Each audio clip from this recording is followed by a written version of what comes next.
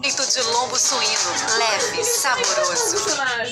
Jornal da EPTB, primeira edição. Oferecimento São Leopoldo Mandique de Araras. Vestibular Medicina. Vivencie um ensino superior. Inscreva-se. 3 de junho, quinta-feira, o EPTV1 começa com imagens ao vivo de Varginha. Bebê Sara. Meio-dia e 1 minuto. Olá, Bebê Sol Sara, entre Bebê nuvens na cidade. Faz agora 22 graus em Varginha. Daqui a pouco a previsão do tempo completa para todo o sul de Minas. Vamos aos outros destaques de hoje. Feriado de Corpus Christi e a data preocupa em meio à pandemia. Em Monte Verde, por exemplo, a expectativa é de que 7.000 turistas visitem o distrito durante os dias de folga. Bárbara Siviero. Natália, durante a onda roxa, o prejuízo gerado aqui no distrito Monte Verde já gira em torno de 15 milhões de reais. Para a volta desse turista, a fiscalização foi reforçada. Daqui a pouquinho a gente vai mostrar quais são as medidas que estão sendo tomadas por aqui. Combinado, Bárbara. E as medidas restritivas também serão reforçadas a partir de amanhã em São Sebastião do Paraíso. O sistema de saúde da cidade entrou em colapso. Gustavo Oliva. Pois é, Natália, a Santa Casa aqui da cidade atingiu 110% de ocupação nos leitos de UTI Covid. Inclusive tem paciente internado no interior de São Paulo. Daqui a pouco eu volto ao vivo com mais detalhes. Até mais, Gustavo. E outro destaque dessa quinta-feira é o limite mínimo para os lagos de Furnas e Mascarenhas de Moraes, estabelecido pela Agência Nacional das Águas. Hernani Fiuza. Pois é, Natália, com essa medida a Ana já fez um alerta para a crise hídrica que a gente vai enfrentar. Agora, a agência também está preparando uma resolução para que os níveis de desses dois reservatórios não fiquem abaixo dos 15%. Só que quem precisa desses reservatórios, dos lagos, defende que isso é muito pouco. A gente vai falar sobre isso. É certo, Hernani. Essas e outras notícias da região e do estado você confere a partir de agora e até 1 da tarde. O EPTV1 está só começando. Ficou menor, bem curtinho.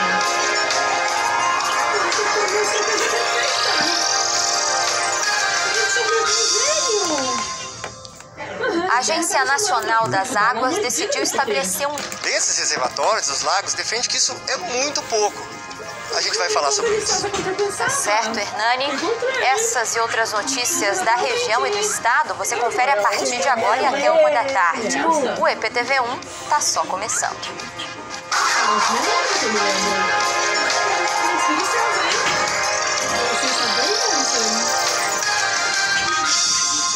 Você está parecendo um pouco... A Agência Nacional das Águas decidiu estabelecer um limite mínimo para os lagos de Furnas e Mascarenhas de Moraes até o fim de novembro. O reservatório não pode baixar mais de 15% do volume total. Mas esse limite tão baixo não agrada quem precisa do lago. O Hernani Fiuza está em Alfenas e traz informações sobre esse assunto para a gente ao vivo. Boa tarde, Hernani. Olhe para mim. Oi, Natália, tudo bem? Muito boa tarde aí a você, todo mundo que está nos acompanhando. Com certeza não agrada em nada, porque... Primeiro deixa eu mostrar para vocês onde que nós estamos, aí sim vocês vão entender essa situação, né? Eu tô aqui na zona rural de Alfenas. Dá só uma olhada na situação aqui, né? Quem costuma visitar essas regiões, as pousadas, sabe que isso aqui era um paraíso. Olha a situação que está hoje, né? Nada de água. Vê a distância, né? Não dá para ver nada. Hoje a gente está com um pouco mais de 36% do volume útil de Furnas, por exemplo, né? E realmente é uma situação muito complicada. Agora imagina se chegar a 15%, que é esse valor aí que a gente citou.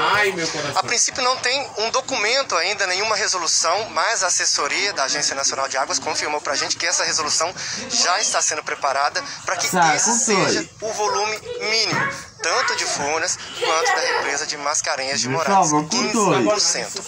Acontece que quem depende desses dois reservatórios depende uma cota bem mais acima. A gente teve uma emenda à Constituição no ano passado, né, para que o reservatório de Furnas, por exemplo, fique com a taxa mínima de 762 metros acima do nível do mar. Isso dá mais de 50% da capacidade, viu?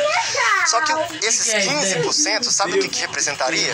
754 metros metros acima do nível do mar, ou seja, 8 metros a menos. Com isso não dá para ter praticamente nenhuma das atividades, nem de lazer, nem de pesca, nenhum dos usos da Constituição do ano passado, para que o reservatório de Furnas, por exemplo, fique com a taxa mínima de 762 metros acima do nível do mar. Isso dá mais de 50% da capacidade, viu? Só que esses 15%, sabe o que representaria? 754 metros acima do nível do mar, ou seja, 8 metros a menos. Com isso não dá para ter praticamente nenhuma das atividades, nem de lazer, nem de pesca, nenhum dos usos defesa da cota mínima, essa bandeira que o nosso governador está levando.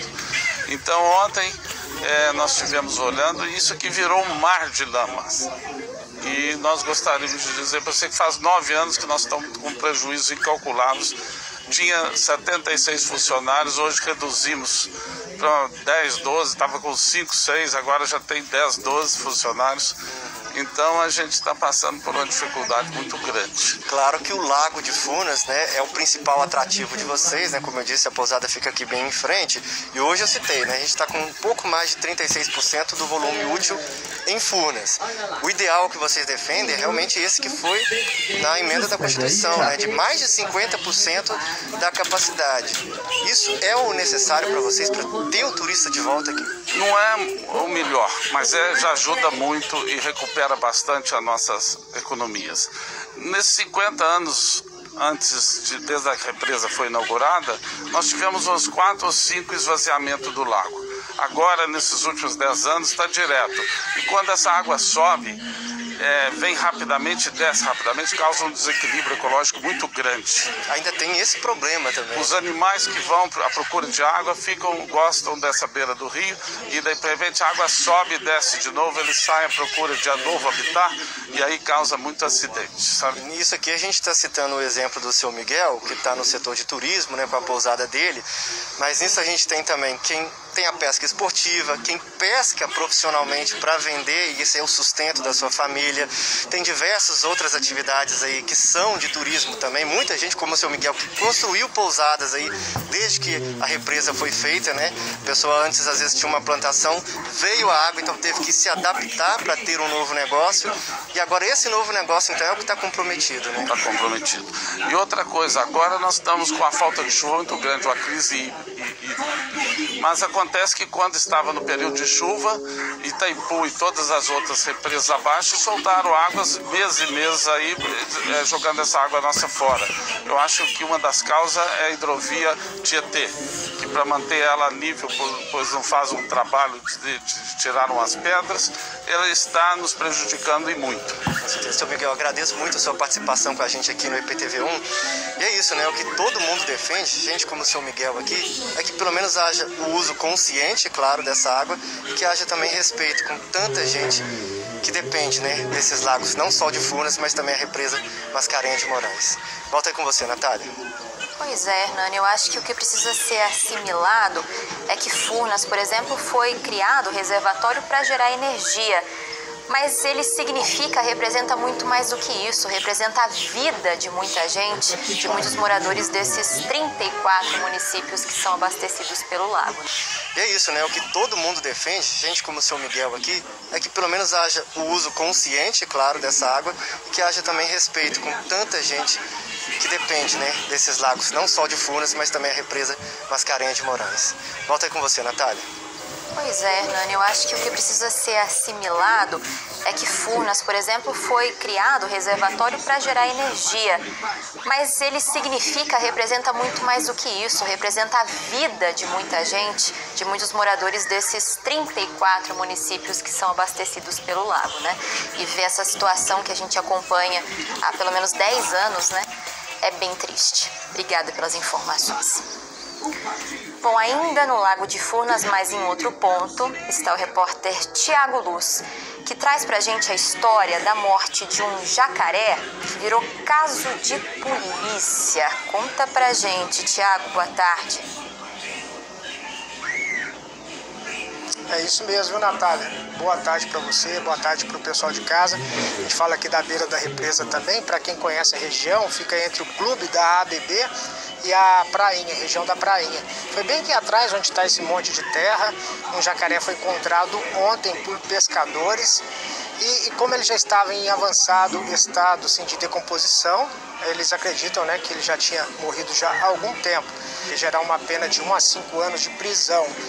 Mas a gente convidou aqui a Cristiane Marina, que é técnica perita ambiental, que também ficou sabendo dessa história do jacaré. Cristiane, pelo que vocês já têm de conhecimento do caso, dá para saber a causa da morte? Boa tarde. Boa tarde, Thiago. Ainda não sabemos a causa da morte do animal, até porque podem ser diversos fatores, né? Pode ser poluição, pode ser uma morte natural, pode ser até uma caça, né? Ilegal. Mas a Polícia Ambiental teve até o local ontem, né? Fez todo o levantamento e encaminhou para a Polícia Civil. A espécie já foi identificada, vocês acreditam que seja qual tipo de jacaré? E é comum aqui na região? Um jacaré do papo amarelo. Um jacaré do papo amarelo, provavelmente uma fêmea, né? De aproximadamente aí 20 e poucos anos, já na fase adulta, reprodutiva. E é muito comum aqui na região, principalmente aqui nessa parte, entre a bebê e a antiga prainha. É habitat natural deles, inclusive de procriação. Cristiano, qual que é o tamanho da perda de uma espécie dessa aqui na nossa região? Para o meio ambiente é uma perda irreparável. Qualquer animal de vida livre, silvestre, selvagem, é uma perda irreparável, Tiago, porque ele proporciona equilíbrio ecológico, né? Ele está inserido dentro de uma cadeia alimentar. Então, um animal que levou mais de 20 anos para chegar no porte que chegou é uma perda irreparável. Vocês trabalham com a causa animal também, né? Sim, nós trabalhamos com a causa animal. Estamos aí na semana de comemoração do meio ambiente, né, das ações ambientais. Apesar de não termos muito o que comemorar devido a tudo que vem acontecendo aí, devastação, degradação do meio ambiente, poluição, mas estamos intensificando as ações ambientais. Hoje, no período da tarde, vamos estar com mutirão de cães, chipagem, atendimento veterinário para pessoas baixa renda e cães comunitários, cães de rua, na Residencial Alterosa, prédio de Recreio Vale do Sol.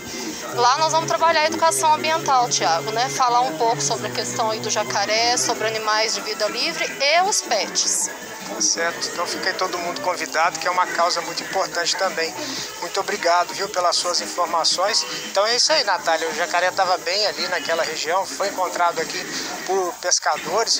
Os moradores disseram, né, que alguns já encontraram, tem até registros de pessoas que filmaram o jacaré aqui no Lago de Funas, e a gente acaba aí vendo essa perda, né, que é para a natureza, e segue acompanhando para saber o desdobramento aí junto à Polícia Civil. Eu volto com você.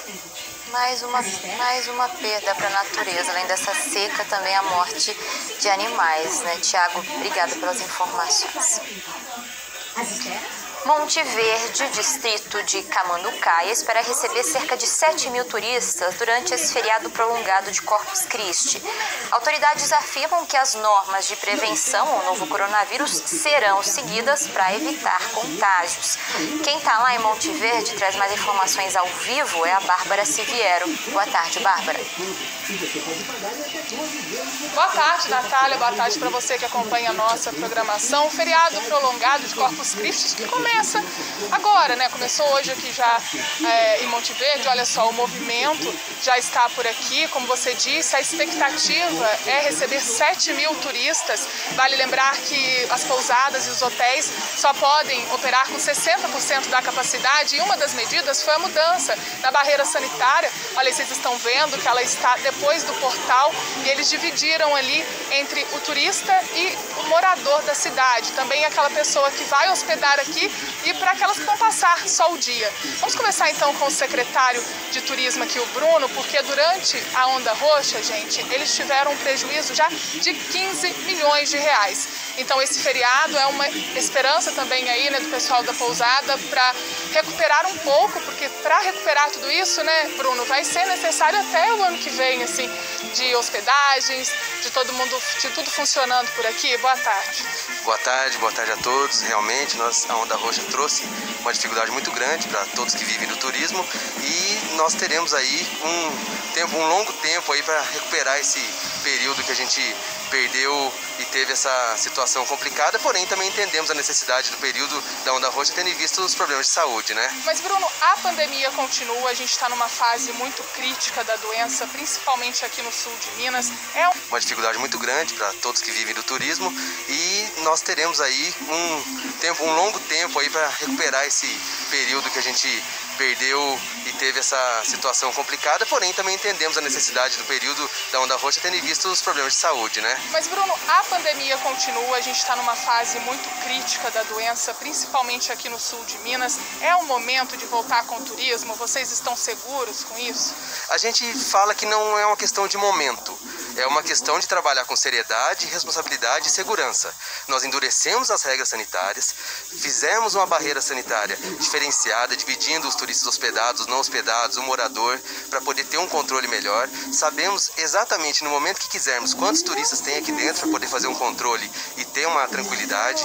Também trabalhamos melhor nessa questão do distanciamento entre as mesas nos restaurantes. Estamos com fiscalização sanitária nas ruas e cuidando da questão do uso de máscara e do distanciamento. Tomamos uma medida que começou hoje, que é o alargamento das calçadas da Avenida Monte Verde, que é o principal atrativo turístico aqui, fazendo com que tenhamos menos aglomeração. Com isso, a Avenida Monte Verde ficou uma única e estamos aí com a fiscalização trabalhando muito. Olha, falando dessa fiscalização, gente, tem multa, né, agora para quem tiver sem máscara aqui na cidade. Sim, sim. Qualquer cidadão que não estiver usando máscara vai ser multado, sim. Nós temos multa de R$50 e vamos cobrar e a fiscalização está aí na rua cobrando isso tudo. Olha, muito obrigada aqui pelas suas informações. Vamos falar então o último boletim epidemiológico, que é da cidade de Camanducaia, né, que envolve também o distrito de Monte Verde. Até agora foram 2.782 casos confirmados da Covid-19, 17 pessoas estão internadas na cidade de Camanducaia, 150 em isolamento e 61 morreram.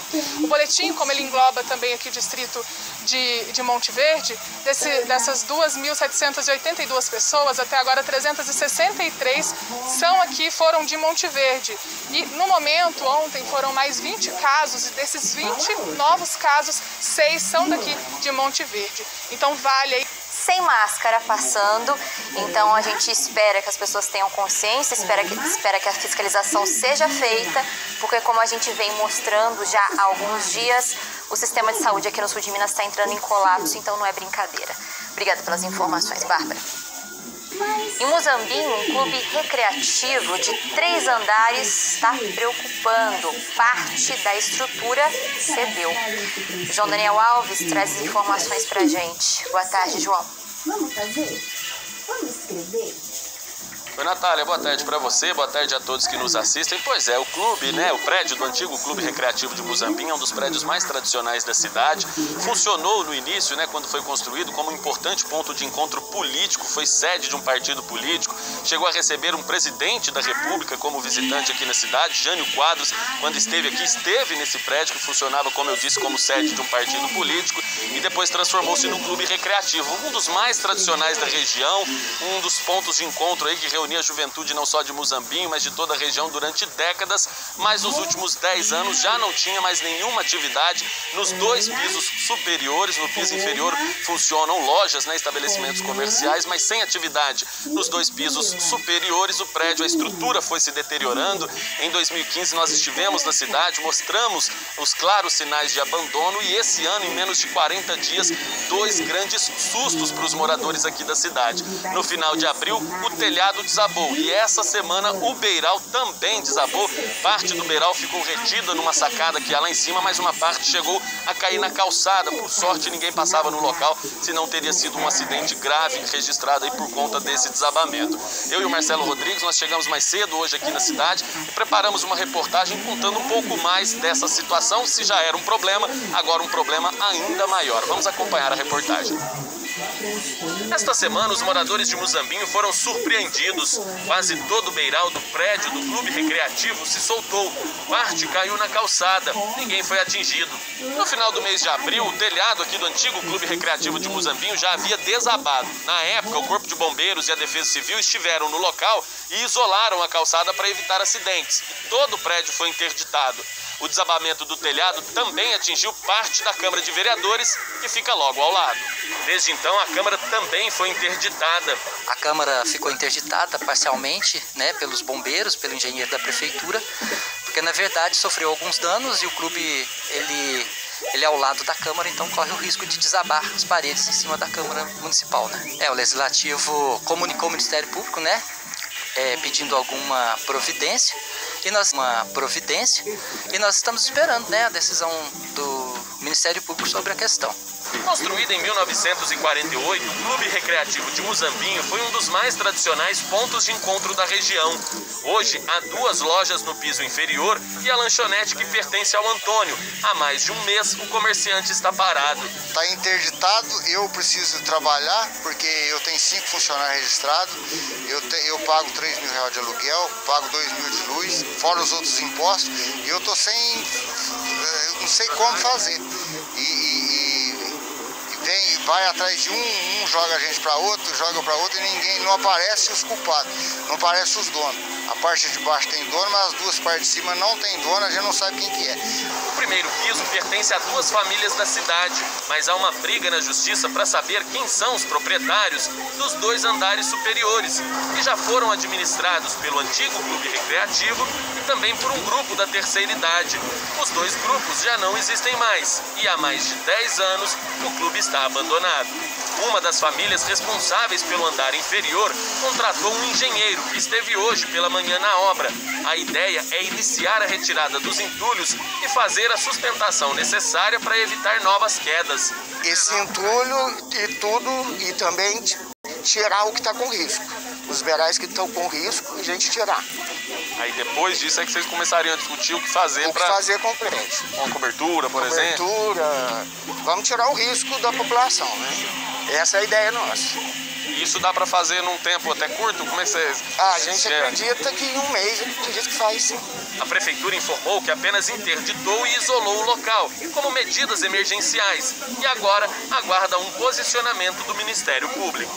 Nós tomamos as medidas cabíveis emergenciais e estamos aguardando o Ministério Público para serem citados possíveis proprietários. Hoje com o Ministério Público, mas não conseguimos, né, esse contato. Eu vou reforçar que toda a área no entorno aqui do antigo clube recreativo da cidade continua isolada, a Câmara de Vereadores também continua interditada, mas continua realizando as sessões, né, as reuniões todas de forma remota, e 2 ruas permanecem interditadas. Uma é a Rua Coronel Francisco Navarro, a rua onde fica a Câmara de Vereadores, e a outra a Rua Professor Salatiel de Almeida, uma via muito importante aqui da cidade que liga a Avenida Américo Luz, aqui onde nós estamos, à Praça Pedro de Alcântara Magalhães, ali na parte de cima da cidade. O Marcelo aí com imagens ao vivo da situação do prédio do Clube Recreativo. Como eu disse, viu, Natália, um dos prédios mais tradicionais.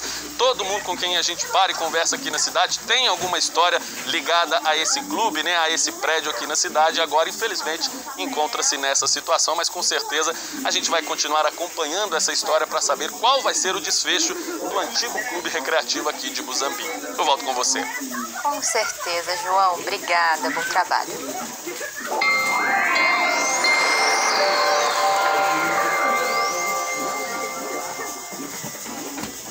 Mais um dia que começou com nevoeiro em algumas cidades aqui do sul de Minas. Varginha foi uma delas e nós temos imagens, né, Suzana? Boa tarde. Boa tarde a todos. Pois é, menina, essa semana os nevoeiros têm sido comuns por aqui, né? Olha só a situação aqui, Natália, de Varginha, hoje pela manhã. A cidade foi tomada pela neblina, nossa câmera fica bem no centro da cidade, no alto de uma torre, e era essa Mais um dia que começou com nevoeiro em algumas cidades aqui do sul de Minas. Varginha foi uma delas e nós temos imagens, né, Suzana? Boa tarde. Boa tarde a todos. Pois é, menina, essa semana os nevoeiros têm sido comuns por aqui, né? Olha só a situação aqui, Natália, de Varginha, hoje pela manhã. A cidade foi tomada pela neblina, nossa câmera fica bem no centro da cidade, no alto de uma torre, e era essa a situação no município no início dessa quinta-feira. Visibilidade bem comprometida e o nevoeiro demorou para se dissipar, viu? Passava das 9 da manhã e ainda havia sinal dele, como dá para ver aí por essas outras imagens. Lembrando Lembrando que nevoeiros acontecem quando temos umidade alta e temperatura baixa. A umidade relativa do ar registrada hoje em Varginha foi de 97% e os termômetros marcaram 11 graus na cidade. É importante a gente lembrar também dos perigos que esses nevoeiros representam. Com certeza, e não são poucos, viu? Eu trouxe algumas características do nevoeiro para vocês, também conhecido como neblina, tá, gente? O que é o nevoeiro? Primeiramente, é uma nuvem uniforme sem contornos. Não se enxerga através do nevoeiro, causa fechamento de aeroportos e portos, pode causar acidentes aéreos, marítimos também, nas estradas. Muitas vezes deixa o céu e o horizonte nublados. Aconteceu isso hoje em Varginha, e ele também esconde prédios altos, grandes antenas, topos das árvores também. O que é? Condensação do ar bem próximo da superfície. É como uma nuvem que começa a se formar bem pertinho do chão, tá? A visibilidade horizontal, a quantidade, a distância que a gente vê olhando para frente é sempre abaixo de 1 quilômetro, muito pouco. E a umidade do ar está sempre maior do que 90%. E as temperaturas, como que elas ficam agora à tarde? Então, variam bem de um ponto para outro da nossa região. Em algumas cidades, o friozinho continua. É o caso de São Tomé das Letras, por exemplo. Hoje o dia começou com 12 graus, a máxima não passa dos 22. Teremos municípios também com temperaturas medianas. Caldas é um deles. O dia começou com mínima de 14, um salto de 11 graus, pulando para os 25, 12 a mais do que foi registrado pela manhã. Não chove em canto nenhum do sul de Minas nesse feriado de Corpus Christi. Monte Verde, Passa Quatro, Caxambu e Lambari, com máximas que variam entre 24 e 27 graus. Como eu falei, sem uma gota sequer de chuva. Varginha começou o dia com aquele nevoeiro todo, fez frio, mas agora já tá sol. Vai fazer calor? Então, no máximo, uma sensação de abafamento, não chega a ser calor, não. Nesse momento é esse o cenário em Varginha. Como eu falei para vocês, nossa câmera fica bem no centro da cidade, um céu com muitas nuvens. O sol está ficando forte, mas não teremos calor extremo hoje em Varginha. Uma passadinha por Pouso Alegre agora. Nossas lentes estão ali no Jardim Europa, situação parecida, sol ainda não está tão forte, um céu bem aberto. E a gente dá uma espiada no céu em Poços de Caldas também. Nossa câmera está na Serra de São Domingos, Poços também ensolarada nesse feriadão de Corpus Christi. Não é o nosso caso, mas muita gente vai emendar o feriado. Então, como que fica o clima nessas 3 maiores cidades nos próximos dias? Oh, delícia, hein? Então, sem mudanças previstas. A tendência segue sendo de manhãs geladinhas, tardes de temperaturas médias e noites frias. Chuva, nem sinal dela. Previsão completa para hoje, amanhã e fim de semana em Varginha. Hoje, máxima de 27 graus. Amanhã e sábado, 26. No domingão, máxima de 27. Para você de Pouso Alegre, é o seguinte. Hoje à tarde, 27 de máxima.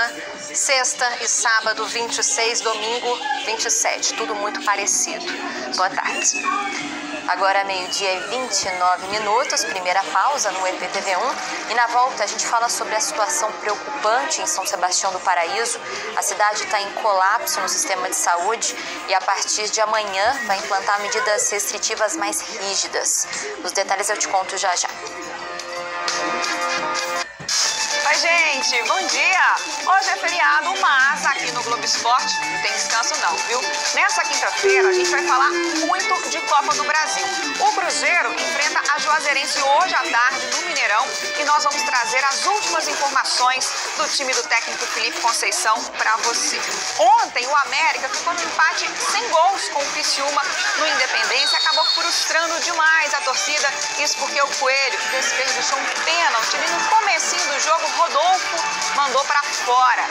Já o Atlético venceu o Remo por 2-0 fora de casa, com assistência e gol do argentino Nátio Fernandes e mais uma ótima atuação do Hulk. O Galo conquistou uma bela vantagem para o jogo da volta, que é na semana que vem. A gente traz os principais lances das duas partidas com a análise do Henrique Fernandes aqui no estúdio. É 1 da tarde. Pra começar o mês de junho, o Super Minas Cap traz uma edição pra esquentar seu coração. Tem 40, eu falei 40 prêmios no Gira Minas. Tem caminhão de prêmios Honda Fan, Yamaha Factor. Tem Hyundai Creta e Chevrolet Tracker. Tudo isso por apenas R$10. E você colabora com o Centro de Oncologia na Santa Casa de Alfenas. A edição é dupla chance. Tem caminhão de prêmios Honda Fan, Yamaha Factor. Tem Hyundai Creta e Chevrolet Tracker. No Gira Minas, 40 prêmios. No Gira Minas, 40 prêmios de R$1.000. Vem mudar de vida. Vem pro Super Minas Cap. Ficou ainda mais fácil fazer suas compras. É o Alvorada em Casa. Você faz as compras e recebe em sua casa ou retira em nossa loja. Segurança, praticidade e economia é só no Alvorada em Casa. Supermercados Alvorada. Você conhece, você confia. Minas recomeça com você. Minas recomeça com todos. A pandemia interrompeu sonhos. Agora é hora de juntar forças e recomeçar. Todos têm direito a uma nova oportunidade. A Assembleia, que já destinou quase R$500 bilhões à saúde, ouviu os mineiros e aprovou leis importantes para retomar a economia, gerar empregos e enfrentar questões sociais. Saiba mais em almg.gov.br. Assembleia Legislativa de Minas Gerais. Poder e voz do cidadão. Para muitos, café é tudo igual. Mas para Pilão, cada grão é especial. Criamos um processo único, com torra lenta e uniforme a altas temperaturas, para extrair o máximo do sabor e aroma do seu café.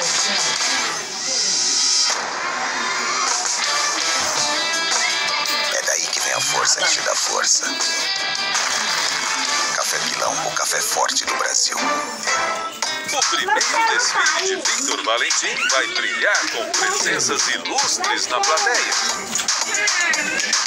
Mas será que ele vai aparecer no final? Não mente esse espanhol desse menino. Louca pra ver esse Valentim de perto. Hoje, vale a pena ver de novo Tititi. De volta para falar sobre o colapso no sistema de saúde em São Sebastião do Paraíso. Mais uma cidade da nossa região que está trabalhando além do limite da capacidade. O Gustavo Oliva está lá e traz mais informações ao vivo. Boa tarde, Gustavo. Em São Sebastião do Paraíso, mais uma cidade da nossa região que está trabalhando além do limite da capacidade. O Gustavo Oliva está lá e traz mais informações ao vivo. Boa tarde, Gustavo. Oi, Natália, boa tarde a você, boa tarde a todos de casa. Pois é, há 2 semanas a gente vem acompanhando a situação da micro-região de Passos, que entrou em colapso no sistema público de saúde depois de todos os hospitais ficarem lotados. Infelizmente, essa também já é uma realidade aqui de São Sebastião do Paraíso. A Santa Casa, aqui bem em frente onde nós estamos, está com 110% da capacidade. Ou seja, tem 20 leitos aqui e 22 estão ocupados. Os profissionais de saúde precisaram disponibilizar ali mais 2 leitos para poder fazer a internação desses pacientes. Bom, então dos 22 pacientes que estão aqui internados, 10 são do município e 12 são de outras cidades. Inclusive, alguns moradores já estão internados no interior de São Paulo, em municípios como Franca e também Ribeirão Preto, que são cidades que entraram em lockdown para tentar restringir aí a circulação de pessoas nas ruas e também diminuir o contágio na cidade. Os leitos de enfermaria aqui também estão bastante altos, 74%, 35 dos 47 leitos ocupados. Bom, uma TV local entrevistou o diretor técnico aqui da Santa Casa. Ele falou um pouquinho sobre essa situação e principalmente sobre o perfil dos pacientes internados aqui. Vamos acompanhar. Nos últimos tempos, nos últimos dias e poucos meses, o perfil dos pacientes que estão sendo internados. Até ano passado, o perfil do paciente era praticamente os mais idosos, acima de 60, 70, 80, 90 anos. Com advindo da vacinação e da imunização dos pacientes com a faixa etária mais superior a 60, 70 anos, principalmente, os 80, 90 anos, a gente viu que os mais jovens, o perfil mudou para os mais jovens, aquela pessoa economicamente ativa, 30, 40, 50 anos, a gente tem presença aí na nossa enfermaria, o paciente na faixa etária aí, economicamente ativo, adulto jovem, Pois é, e mais cedo nós conversamos com o prefeito Marcelo Moraes, do PSC, prefeito aqui de São Sebastião do Paraíso, e ele falou sobre essa situação crítica que o município está passando. Vamos acompanhar. gente percebe que de terça à noite para quarta de manhã houve um aumento gigantesco dos casos, né? E casos graves. O aumento ele vem acontecendo normal, mas os casos graves aumentaram demais e fez com que o sistema entrasse em colapso, porque a Santa Casa bateu 110% de ocupação do leite UTI e a gente tem praticamente aí 11 pacientes na nossa micro esperando leitos para dentro da Santa Casa. São Sebastião do Paraíso tem 4.596 casos confirmados de Covid-19 e 195 mortes. Diante desse cenário bastante preocupante aqui na cidade, um novo decreto foi emitido. Esse decreto começa a valer amanhã, com medidas mais restritivas para tentar conter o avanço e também evitar o colapso no sistema de saúde público de toda essa microrregião. Esse decreto ele vai até o dia 11 de junho. Vamos acompanhar o que o prefeito disse sobre o decreto. A importância é que as pessoas tenham a certeza de que a prefeitura não quer prejudicar ninguém, porém a gente percebeu com os números, né, a equipe técnica, a gestão percebeu que o vírus está circulando sim à noite, né? Então o modelo dessa questão é restringir um pouco mais, que as pessoas possam entender que é um momento crítico, que nós não queremos prejudicar ninguém e sim fazer com que as pessoas... O modelo dessa questão é restringir um pouco mais, que as pessoas possam entender que é um momento crítico, que nós não queremos prejudicar ninguém e sim fazer com que as pessoas entendam esse momento da saúde do município, para que realmente ninguém, né, nem os seus familiares e muito menos as pessoas que estão envolvidas nesse sistema precisem de atendimento e não tenham uma vaga e tenha que recorrer aí de mandar o seu parente para fora de São Sebastião do Paraíso. Posso parar, Sara? E os comerciantes que descumprirem esse decreto serão autuados, multados e podem ter o comércio fechado até o dia 11 de junho, que é a data que esse decreto vale. Natália, eu volto com você.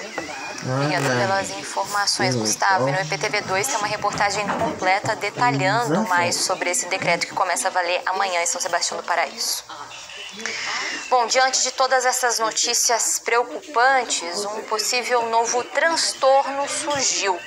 A coronafobia, que é a sensação de medo e preocupação constantes durante a pandemia. Ainda não é um diagnóstico formal, mas ele já é estudado por especialistas da área, tanto no Brasil como fora. Sobre isso eu converso com um psicólogo especialista em saúde mental pela Faculdade de Medicina da USP de Ribeirão Preto, João Paulo Machado de Souza. Nossa conexão é pela internet. Boa tarde, João Paulo. Obrigada pela sua presença aqui com a gente na PTV1. Boa tarde a todos. João Paulo, como que é possível identificar esse possível novo transtorno?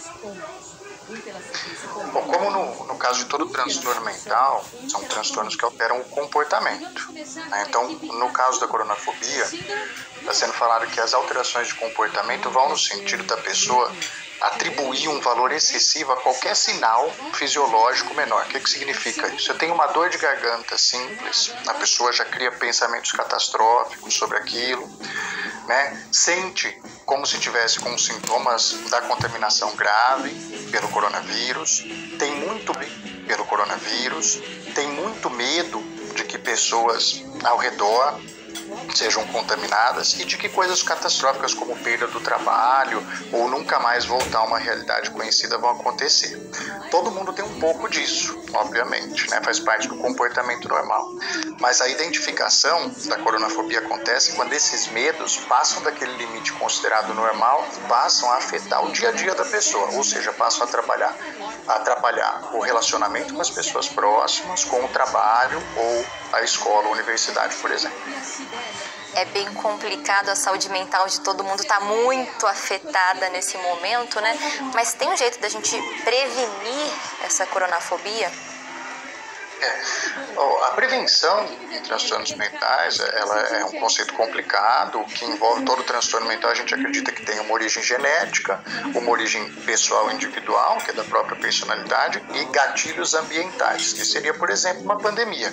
como está acontecendo agora, né? Um jeito da gente fazer isso é manter a saúde mental geral através do contato com pessoas importantes e com atividades que têm significado, sentido à nossa vida, né? Participação de grupos sociais, a manutenção de uma rotina, né? Nesse momento, muitos especialistas falam que é mais importante do que nunca sustentar uma rotina cheia de significado para a gente evitar enlouquecer, como se diz por aí, né? E fazer exercícios físicos, são coisas que podem ajudar bastante. No caso específico, isso eu estou falando de forma geral, no caso específico da coronavírus, como ela está relacionada às informações que nós temos, e vários especialistas falam de uma infodemia, porque nós temos um bombardeamento de informação de todos os lados. Um jeito bom de prevenir seria evitar o consumo desenfreado de todas essas informações, procurando e se focando só em informação de qualidade e conversando com aquelas pessoas reais de contaminação. Tá certo, o recado tá dado. Então, se você teve algum sintoma que possa aparecer com a coronafobia, procure seu médico, vá procurar ajuda, que é muito importante. Obrigada, João Paulo, por ter participado com a gente hoje. É um prazer, muito obrigado. Boa noite. A perda de doses da preciosa vacina contra a Covid-19 poderia ser menor aqui no estado. É que estão sendo usadas agulhas e seringas que não são as mais indicadas. A bula da Coronavac indica a necessidade de seringas de 1 mililitro. O documento afirma que, caso a seringa utilizada seja diferente da de 1 mililitro, pode haver perda excessiva de volume e impossibilidade de retirada das 10 doses disponíveis no frasco. No fim de março, diversas prefeituras reclamavam que não estavam conseguindo tirar as 10 doses. Aqui em Nova União, nós identificamos o problema quando um posto de vacinação informou que 9 doses. Quando entrou em contato com a coordenação de vacinas do estado, nós descobrimos que outros municípios também relataram esse problema. A dose da Coronavac tem 0,5 mililitros. O Butantan envasava os frascos com 6,2, uma sobra suficiente para compensar eventuais perdas. Quando se usava a seringa adequada, era possível retirar até 12 doses de cada frasco. Mas em março, com autorização da Anvisa, o Instituto reduziu a quantidade para 5,7 mililitros, o que diminuiu também a margem de sobra. Em abril, o gerente de qualidade do Instituto explicou a mudança em entrevista ao Jornal Nacional. Hoje, todas as vacinas elas saem com volume excedente. Acho que isso tem que ficar bem claro de acordo. O gerente de qualidade do Instituto explicou a mudança em entrevista ao Jornal Nacional. Hoje, todas as vacinas elas saem com volume excedente. Acho que isso tem que ficar bem claro de acordo com as normas e legislações. E esse volume excedente, ele é testado lote a lote. O governo do estado distribuiu seringas de vários tamanhos, inclusive as maiores que eram utilizadas em outras campanhas de vacinação. Os municípios informaram que receberam seringas de 1, 3 e 5 mililitros.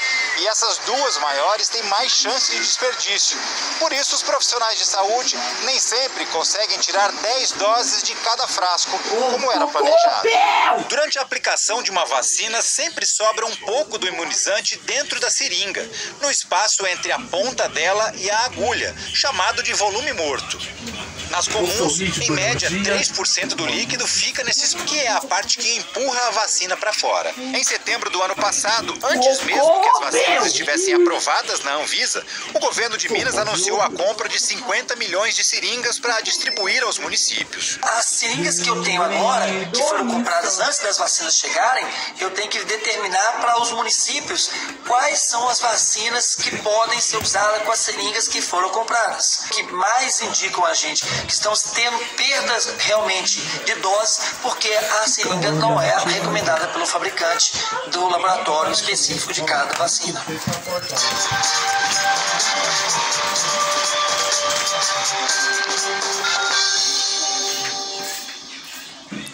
Você já assistiu Bacurau? O premiado brasileiro de 2019, com direção de Juliano Dornelles e Kleber Mendonça Filho, está disponível agora para valer para assinantes Globoplay. Dá uma olhada. A gente está sendo atacado.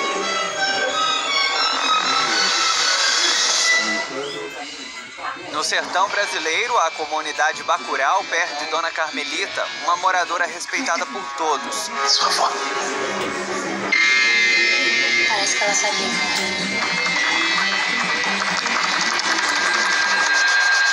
E é a partir daí que estranhos episódios começam a acontecer. Em 2 minutos. Ó, o caminhão furado aí, ó. O que foi? Tu viu alguma coisa estranha na estrada? Não vi não, por quê? Edivaldo chegou com o caminhão-pipa todo furado de bala, cara. Dunga é chamado para ajudar os conterrâneos. Não sei. Você quer viver ou morrer?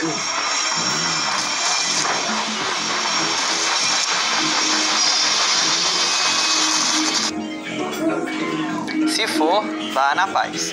E tem novidade no Globoplay.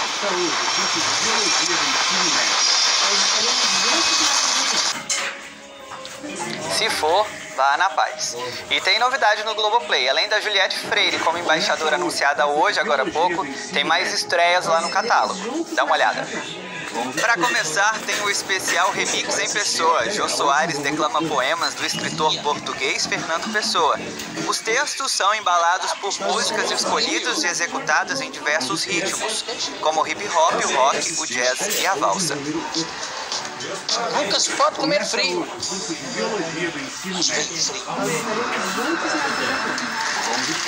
E tem mais Jô no Globoplay, desta vez interpretando grandes sucessos do jazz, acompanhado pelo sexteto do programa. A cada faixa, Jô conta histórias das músicas do repertório, claro, através de piadas.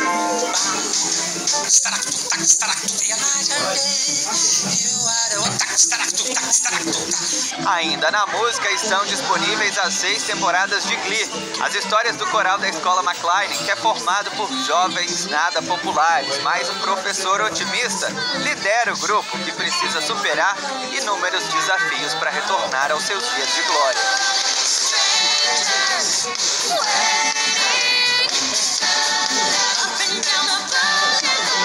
E pra ficar de olho, amanhã fica disponível a 5ª temporada da série Sessão Terapia. Não sobrava um.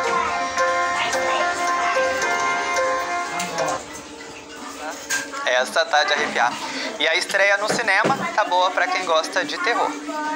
Invocação do Mal 3, A Ordem do Demônio, revela uma história assustadora de terror, assassinato e um desconhecido mal que chocou até os experientes investigadores de atividades paranormais, Ed e Lorraine. Jesus. I think I hurt someone. Um dos casos mais sensacionais de seus arquivos começa com uma luta pela alma. I think it's about time they accept the existence of the devil. Semana que vem tem mais. Natália. Valeu, Diego. Agora, 12h48. Vamos para mais um intervalo e no último bloco do EPTV1 a gente mostra as adaptações nas celebrações de Corpus Christi por causa da pandemia. E tem também as notícias do esporte. É já já. Quer viver uma experiência financeira diferente? No Cicobi Agrocred você abre sua conta direto no aplicativo. Baixe o app Cicobi, insira seus dados e o código de indicação 3125. Viu como é fácil? Baixe o app Cicobi e seja um cooperado do Cicobi Agrocred. Tadedi apresenta ofertas de 40 anos pra você. Assento almofadado só R$ 69,90. Faqueiro inox Tramontina por apenas R$ 49,90. A Manco com preço imbatível você encontra aqui. Tadedi, há 40 anos construindo com você. Vamos precisar de cuidar uns dos outros é essencial. A gente cuida de quem precisa seguir trabalhando pela nossa água. E você pode ajudar fazendo a autoleitura do hidrômetro. A autoleitura é simples, transparente e você faz pelos nossos canais digitais. Você tem mais controle do que consome e ainda pode pagar suas contas com Pix ou PicPay. Com todos ajudando, a água chega com qualidade e nós cuidamos de quem mais importa. Copasa, Minas Gerais. Governo diferente, Estado eficiente. Você protestaria se alguém entrasse neste cenário para extrair bauxita? Há cerca de 30 anos, neste local havia um incessante movimento de terra, trabalhadores e máquinas. Hoje, a área encontra-se reabilitada, abriga o Parque Ambiental, referência em educação e pesquisa ambiental. Ai, do bom! É no Supermercado Rexo! Cerveja Skol 350ml, 2,39. Beba com moderação. Leite também, integral 1 litro, 3,69. Filé de peito de frango sadia, pacote 1 kg, 12,99. Linguiça para churrasco, perdigão, quilo, 14,90. Viva uma experiência transformadora com o curso de Medicina Unifenas Alfenas, a melhor universidade privada de Minas Gerais. Vestibular 2021, segundo semestre Unifenas. Prova dia 12 de junho. Sábado, 2 da tarde, tem um amistoso da Seleção Olímpica Masculina de Futebol, Brasil e Cabo Verde. Logo depois, a natureza vai invadir a nossa casa como terra da gente. 4h15, é hora do Mais Caminhos com muita história e animação. E logo depois, Caldeirão do Hulk. Sua tarde mais que especial é aqui, na EPTV.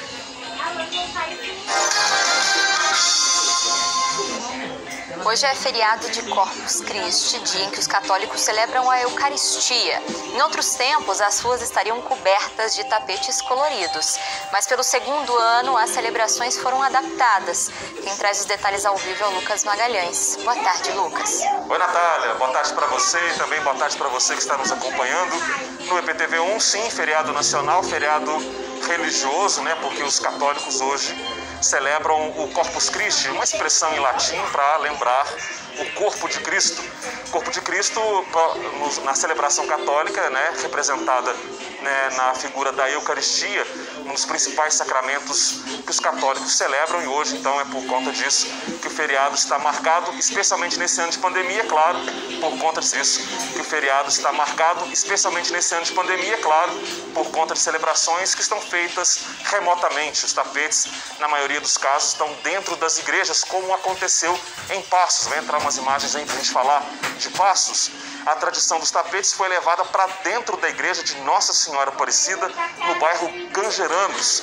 De acordo com o padre Darcy Donizete da Silva, a ideia é lembrar os fiéis da importância da preparação do caminho para Jesus, representado pelos famosos tapetes de Corpus Christi. A missa lá em Passos acontece às 3 horas da tarde, na igreja Nossa Senhora Aparecida. Já que em Varginha, os fiéis católicos levaram a Eucaristia no hospital de campanha que funciona no campus da Universidade Federal de Alfenas, no bairro Padre Vitor. Estiveram presentes lá o diácono Flávio Henrique Ribeiro e o pároco da Paróquia de Santana, Padre Rafael Reis Soares, que é responsável por essa festa na paróquia próxima ali do hospital de campanha, no bairro Padre Vitor, em Varginha. Antes dessa visita no hospital de campanha, a imagem seguiu também por carreatas pelas ruas dos bairros. É feriado que não é marcado só por celebrações religiosas, mas também por fiscalizações.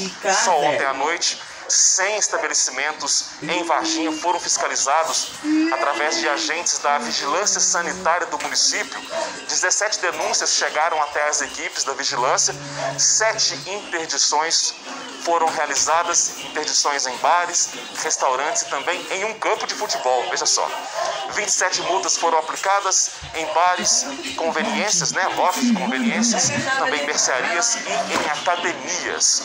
As fiscalizações seguem por todo o fim de semana, hoje, quinta-feira, amanhã na sexta-feira também, sábado e domingo.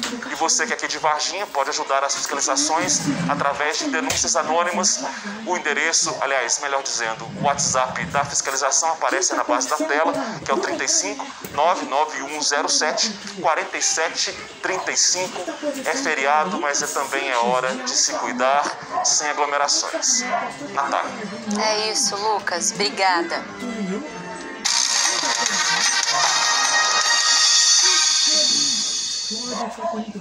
Boa tarde, pessoal. A Caldense estreia nesse domingo na Série D. E para voltar do Espírito Santo com a vitória, a veterana conta com uma das leis não escritas do futebol: marcar um gol em cima do ex-time. Uma das regras que não estão escritas no futebol.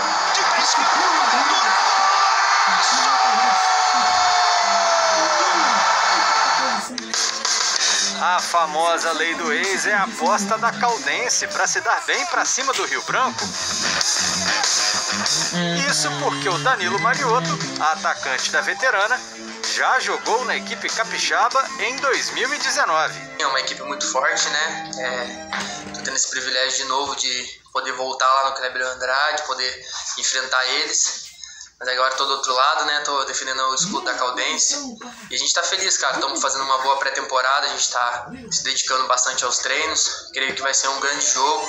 Mas nossa equipe tem tudo para fazer o melhor. O estádio Kleber Andrade, palco do jogo de domingo, é território conhecido para o centroavante. Naquele mesmo ano, ele jogou lá também pela Caldense, contra o Vitória, na Série D. Na ocasião, ele marcou um dos gols do placar de 2-0. E se depender dele, tem gol de novo. Acho que é o mais importante, né? Mas é assim, né? Cada jogo é um jogo diferente, a gente tem que trabalhar bastante. Estou me dedicando aqui nos trabalhos para, se Deus quiser, eu conseguir fazer os gols, que é o meu objetivo, né, nessa competição. E se o Danilo passou lá pelo Rio Branco, será que agora rola aquela espionagem para saber qual vai ser a estratégia do time adversário? Aí acho que é mais difícil, né? Aqui tem esse sigilo de pessoas, né? Não gostam de falar muito, até acho que eles não sabem que eu tô aqui, né? Mas isso não difere nada. Eu acho que o que importa vai ser na hora que o juiz apitar, o melhor time encaixado vai sair com a vitória nesse jogo. E para ir além do objetivo individual de brigar pela artilharia, o Danilo sabe que começar bem o campeonato é fundamental para fazer uma boa campanha. Começar o campeonato ganhando já é muito importante, né? Então a gente conversou aí, vamos conversar para que a gente consiga fazer o melhor trabalho lá, que a gente já possa começar essa competição fazendo os 3 pontos, se possível, né? O jogo vai ser no domingo, às 3 da tarde, no estádio Kleber Andrade, em Cariacica. Copa do Brasil. O Atlético jogou ontem no Pará e voltou de Belém com um bom resultado.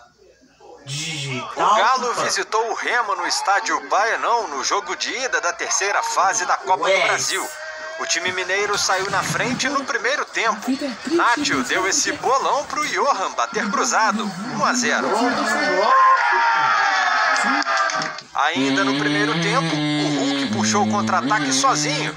E depois dessa grande jogada, rolou pro Nátio só empurrar pro gol. 2-0 Atlético. Com a vitória, o Galo pode até perder por um gol de diferença na volta, que se classifica para as oitavas de final. A gente conseguiu sobressair no jogo de hoje. Sabíamos que teríamos que duelar e muito para conseguir a vitória. Conseguimos uma grande vitória, mas ainda não tem nada definido, né? Tem um jogo na quinta-feira que vem em casa, então eu espero que na quinta-feira a gente possa fazer um jogo semelhante ao que nós fizemos no primeiro tempo, para que a gente possa, assim, dar sequência na competição para essa classificação. O jogo de volta vai ser na quinta-feira que vem, às 7 da noite, no Mineirão. O América também jogou ontem e deixou escapar a vitória sobre o Criciúma num lance que pareceu filme repetido. O Coelho teve a chance de abrir o placar logo no primeiro lance do jogo. Com 30 segundos teve esse pênalti aí no Ademir. Lembrou outro lance, né? Igualzinho ao pênalti sofrido pelo Felipe Azevedo na final do Campeonato Mineiro. Até a região do campo era a mesma. O cobrador foi o mesmo. E, lamentavelmente, para o torcedor americano, o desfecho também. O artilheiro Rodolfo foi para a bola e chutou para fora. Assim como na decisão do Mineiro, o camisa 9 perdeu a chance. O América criou mais oportunidades, mas não conseguiu tirar o 0 do placar.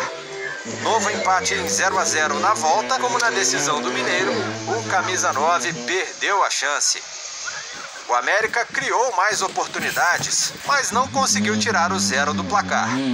Novo empate em 0-0 na volta leva a decisão para os pênaltis. O América se classifica com um empate com gols. É difícil falar porque a gente cria as oportunidades, né? E na temporada passada também a gente viveu momentos assim. Conseguimos ajustar, depois oscilamos de novo. Mas é hora de levantar a cabeça e persistir. O que fez o nosso time vencedor durante a temporada passada foi isso. Foi persistir. O América é um clube que, independente do resultado, vai estar sempre unido, sempre buscando melhorar e jamais baixar a cabeça. A partida de volta vai ser em Santa Catarina na quarta-feira que vem, às 9h30 da noite. O Cruzeiro também joga hoje pela Copa do Brasil. A Raposa recebe a Juazeirense da Bahia. O jogo de ida da terceira fase é às 4h30 da tarde no Mineirão. E você, torcedor do Atlético, do América, do Cruzeiro que joga hoje, me conta, tá de boa ou tá na bronca com o seu time? O que achou dessa rodada da Copa do Brasil? Me conta, mandando o seu vídeo com o seu nome e a sua cidade para o nosso WhatsApp. O número aparece aqui na tela. Você vai aparecer aqui, ó, no nosso telão. Combinado? Natália, com você. Valeu, Rafael. O EPTV1 fica por aqui. Uma boa tarde para você. Aproveite bastante o seu